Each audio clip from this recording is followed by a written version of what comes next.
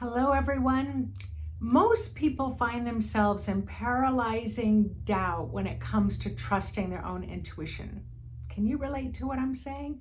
Hi, my name is Nancy Rebecca with Intuitive Mind, and today's topic that I'm going to touch on is I can feel energy moving, vibrating in my bones because I've been teaching intuitive psychic development for over 25 years now. And intuition and the way that your spirit communicates with your body comes in all kinds of forms. So today, bone shaking is the topic I'm going to be touching on. So, your bones, your entire body is actually an energy field. Can you believe it? It's actually made up of energy. Just like a chair or a table or your car, it is in the third dimensional world, therefore, it has matter. Our bones are one of the hardest structures in our entire body. Our bones have our DNA, have our genetics, but our bones also hold the DNA and the genetics of your ancestors. That's where it's really held, is in the bones. So sometimes people can literally, they'll say, I feel it in my bones, or I'm not going to make a decision until I feel it in my bones. That's what I often say.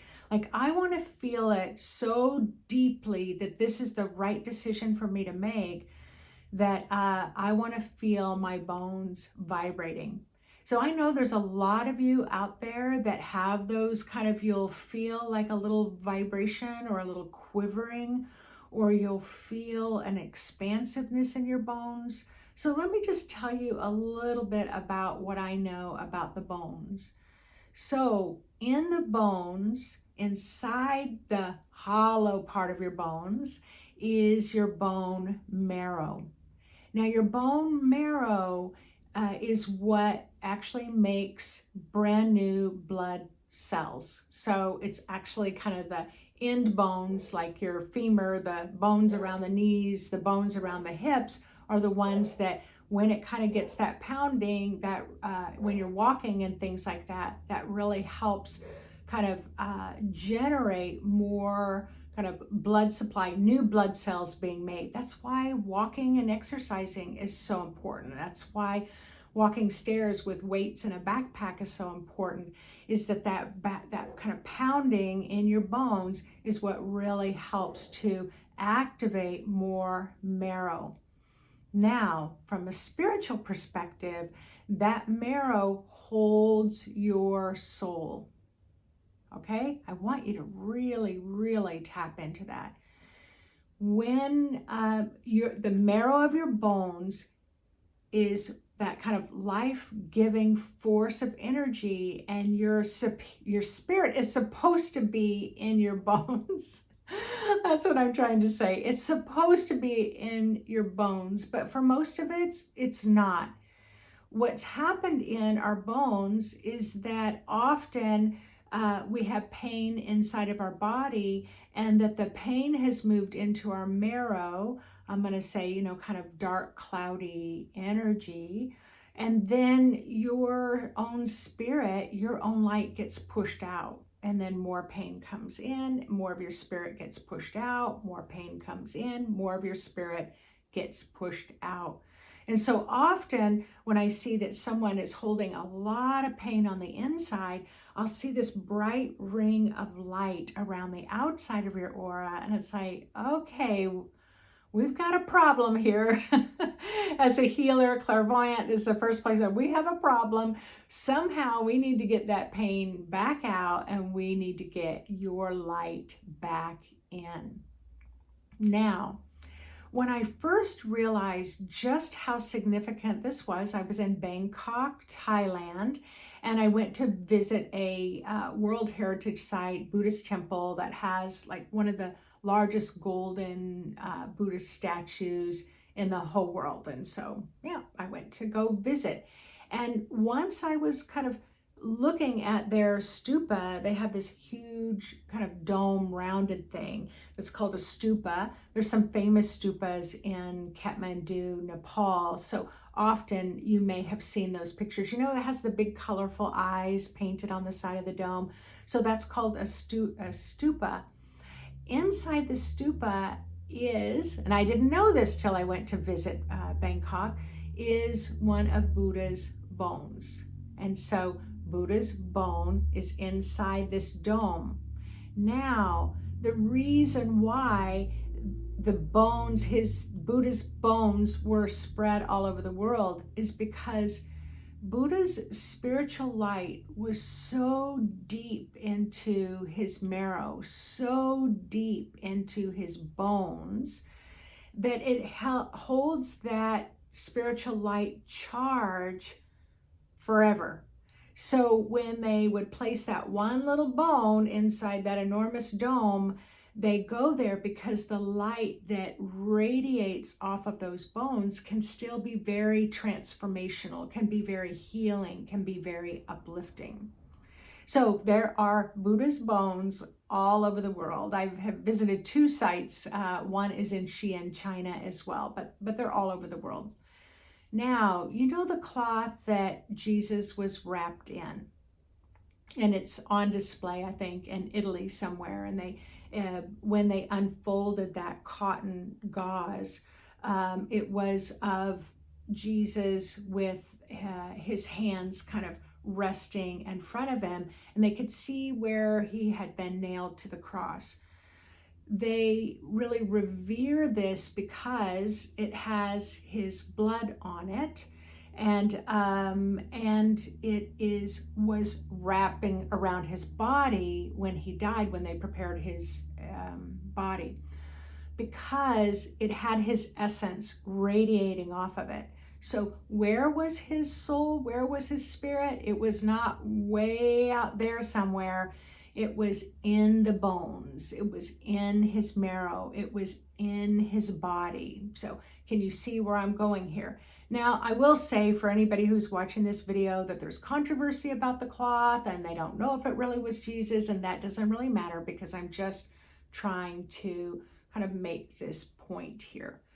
However, the stories that I've read is that they hid his body because they would have kind of taken the bones and moved them around, and maybe they did. But the point of the story is that often when we think about spiritual enlightenment, spiritual growth, what we're thinking about is going higher, going more illuminated, going more in the angelic realms, or higher, in the star being realms. But where is the biggest transformation going to take place? And that's going to be inside your own bones. So there are some of you whose spirit is really in your bones. That means your spiritual light comes down through the top of your head, goes right into the skull, the bones of your skull, goes right into the back of your skull, goes into every single vertebrae down your back. It goes into your collarbone and your shoulders and your arms and legs, your rib cage, your hips. And when your spirit is totally in your bones, you're pretty close to enlightenment. I mean, it is a process. It is a learning, but it's really about you centering yourself in the center of your world, of that sacred vessel, which is your body. So ultimately, that's where we're going. And that's why in the courses that I teach, when I teach intuitive psychic development, it's about getting more in the body, getting more in the body. Sometimes you'll be sitting there and suddenly you just start shaking. Your bones start shaking. It's like your legs start shaking and you can't stop the shaking. Or you might be trying to meditate and all of a sudden you just have to do this with your hands because it feels like you just have so much energy moving in your bones. Bones are considered quite sacred. You'll hear about the ancient divination of throwing chicken bones or other kinds of bones. In the Zulu Sangoma tradition, they have the bones set, which will have some bones and will have shells and bells and stones and things like that in it. But the bones are significant. So what happens is that intuitive sense that there's something going on, that means pay attention. If your bones are starting to shake, pay attention. Now, when my bones start to shake, because I work as a psychic healer, to me, that's almost like the furnace is kicking on. When you live in the house and it's like you have the thermostat set at 70 degrees and now the temperature just dropped to 65, the heater, the furnace in the house is going to kick on. Now, I live in a house that's 130 years old. So what happens there is that furnace is kind of old. It's kind of the heating ducts kind of rattle. And when it kicks on, it can cause a little shake in the house. So that's why I always kind of relate when I'm having an intuitive sense, I'll get that kind of shake in my body and I'll say, oh, my heat's turning on. What that tells me is my healing energy's kicking on. So before I go to do a reading for someone, before they even arrive, if my bones start to shake, then I know that this next client that I'm going to be seeing is going to be requiring a lot of healing. So it can be 30 minutes or an hour before the client comes and my bones will start to kind of shake, rattle, and roll. But I know there are a lot of you out there that don't understand that that's an intuitive style. It's very much connected to your root chakra. Your root chakra is your survival chakra. And your survival chakra is strongly connected to your bones, your muscles, and your skin. Because your skin and your muscles and your bones kind of help you to hold structure, right? Helps you to hold your sense of self. As a nurse, I call it your first line of defense. If somebody's going to come along and push you, they're going to push your aura, and then it's going to hit your body, and your body might tip over just a little bit, but then you can catch yourself and stand up straight. Now, when you're having the shaking of the bones, it could mean that your healing energy's kicking on, but it could mean that your own spirit is powering up for some reason. Your own spirit, your soul energy that's in the marrow is trying to tell you something. Now, the first time you might not totally understand what it is until the shaking stops, an event happened. And then if that shaking starts again another time, pay attention and say, oh, the last time I had this bone shaking experience, this happened, that happened, this happened. So when it happens again, you'll say, okay, this happened again. So your spirit, your own soul is really activating, getting active on the inside. And it's usually around survival things. It's usually around, it can be around healing. It's usually around making a decision, like, okay, I'm trying to make a decision, and then suddenly the bones start kind of shaking. You're making a bone shaking decision. It's like, pay attention. That's what the soul inside your marrow, inside your bones are trying to tell you. Pay attention. Now, as a healer, there's a particular technique that I do when I'm working with a client. Now, I'm going to share this technique with you. So if you're a healer, you're welcome to try it.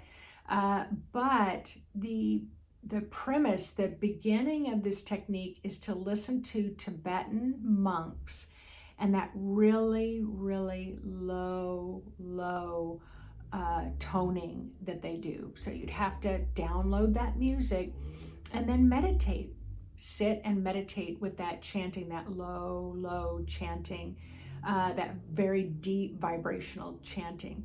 You will feel that in the bones. Cello music, I've noticed, does the same thing. So sometimes I'll put on cello music where they're really playing those low notes, and I'll put it on just a little bit higher, and I'll feel a deep vibration in my body.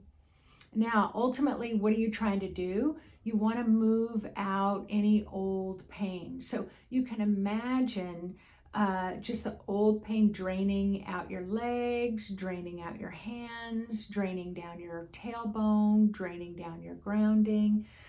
You can just imagine it's all draining out. And then you're going to invite your light, your soul's light, into your bones. Now, the way that I say it makes it sound oversimplified, and that's true.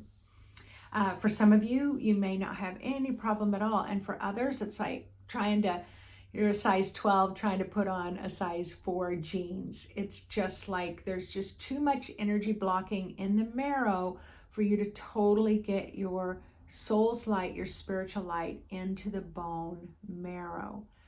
So what do? You just practice, you cultivate and practice. And it's like, all right, so you've just done that bone shaking meditation, bone expanding meditation, light marrow, lighting the light of your bone marrow. And then you might wait a whole week or 2 weeks. You'll ask your spirit, you'll feel into your intuition. It's like, is it okay for me to do this meditation again tomorrow, or should I wait a while? Why? Because if you're moving out old memories, old belief systems, old limiting ways of thinking, your body might be a little confused for a while. So it just might need a little time to adapt. Me personally, I was working on an issue probably about 5 days ago. I've spent 5 days just kind of trying to release that issue, but I stop when I need to stop so my body can kind of catch up with my spirit. So that's what I'm trying to say.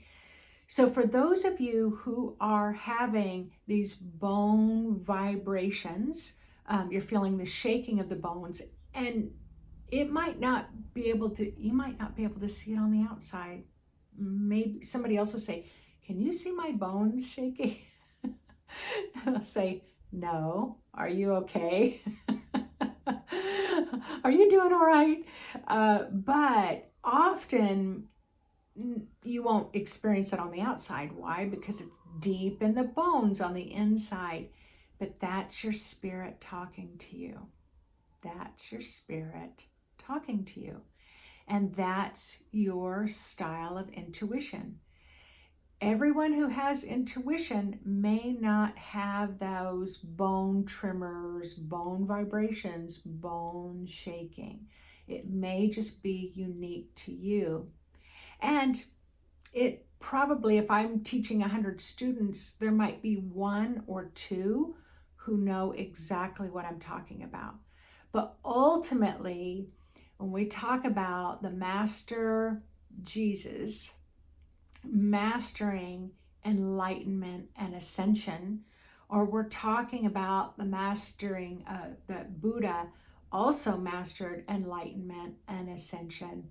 They mastered their ability to house and allow the light of their soul, the light of their spirit, to be able to reside deep in the bones of the marrow of their bones. So have fun with that. Even if you don't have bone shakes and tremors, just as you start to meditate, your bones are going to get warmer, you're going to feel lighter, you're going to feel brighter, and you're going to feel surprisingly more expanded as well, and easily adaptable to that 5-dimensional realm. So please leave a comment in the comment section. If you haven't subscribed before, click that subscribe button and continue to follow me, because I've got a lot of tips when it comes to intuition and how to use intuition in a real world way is very important to me. All right, everyone, take care. Thanks for tuning in, and I'll see you next week.